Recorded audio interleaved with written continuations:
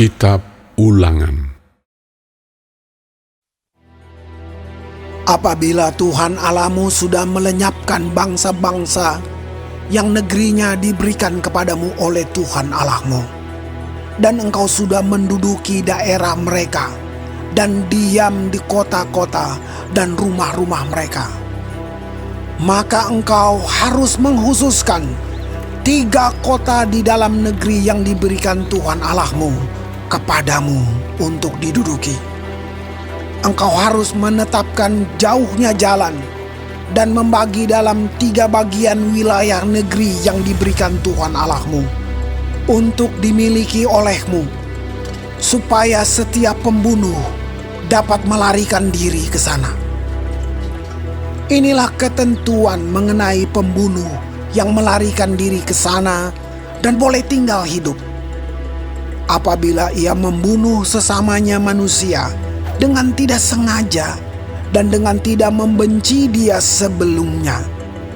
Misalnya, apabila seseorang pergi ke hutan dengan temannya untuk membelah kayu, ketika tangannya mengayunkan kapak untuk menebang pohon kayu, mata kapak terlucut dari gagangnya, lalu mengenai temannya sehingga mati, maka ia boleh melarikan diri ke salah satu kota itu dan tinggal hidup.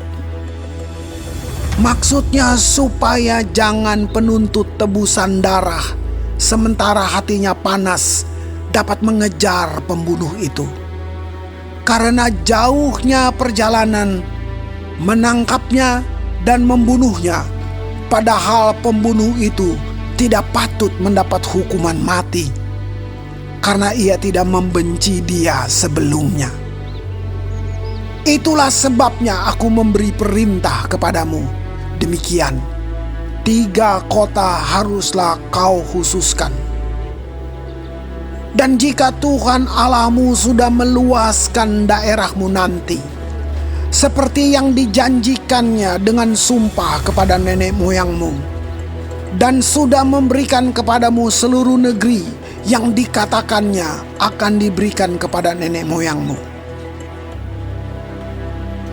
Apabila engkau melakukan dengan setia perintah ini yang kusampaikan kepadamu pada hari ini, dengan mengasihi Tuhan Allahmu dan dengan senantiasa hidup menurut jalan yang ditunjukkannya, maka haruslah engkau menambah 3 kota lagi kepada yang 3 itu, supaya jangan tercurah darah orang yang tidak bersalah di negeri yang diberikan Tuhan Allahmu kepadamu menjadi milikmu, dan hutang darah melekat kepadamu.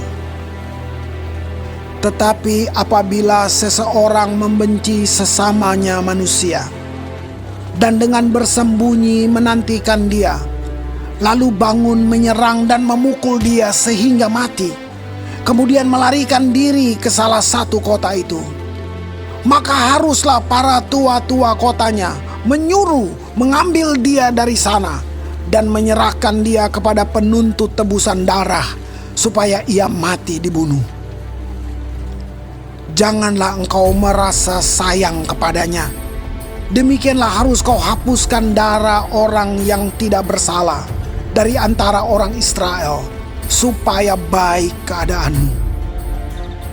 Janganlah menggeser batas tanah sesamamu yang telah ditetapkan oleh orang-orang dahulu di dalam milik pusaka yang akan kau miliki di negeri yang diberikan Tuhan Allahmu kepadamu untuk menjadi milikmu.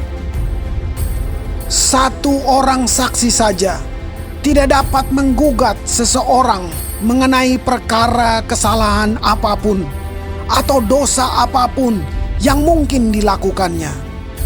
Baru atas keterangan 2 atau 3 orang saksi, perkara itu tidak disangsikan.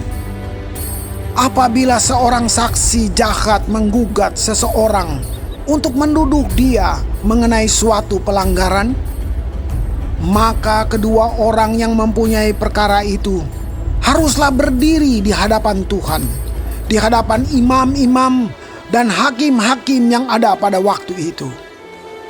Maka hakim-hakim itu harus memeriksanya baik-baik, dan apabila ternyata bahwa saksi itu seorang saksi dusta dan bahwa ia telah memberi tuduhan dusta terhadap saudaranya, maka kamu harus memperlakukannya sebagaimana ia bermaksud memperlakukan saudaranya. Demikianlah harus kau hapuskan yang jahat itu dari tengah-tengahmu.